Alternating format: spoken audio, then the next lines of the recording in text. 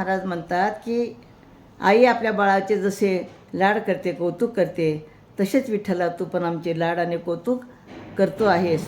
आळवी ते बाळे माते ते सुख आगळे, द्यावे आवडी भातुके, पाहाय निवे कौतुके, लेववुनी अलंकार, दृष्टी करावी सादार, आपुलिये परी बैसविनी कोडेवंदी, नेदी लागे दिठी, उचलुनी लावी कंठी, तुका मनी लाभ, वारी घ्यावे पद्मनाभ.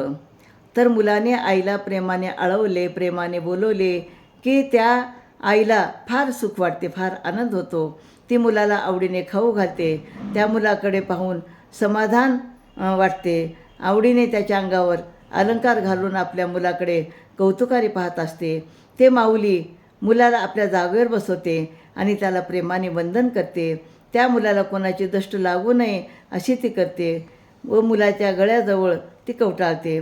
तुकाराम महाराज म्हणतात, हे पद्मनाभा, हे विठ्ठला, जशी आई सर्व लाड पुरवते, कौतुक करते, त्याप्रमाणे तू तशी आमच्याशी वागावे.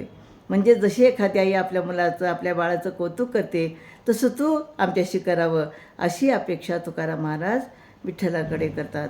रामकृष्ण.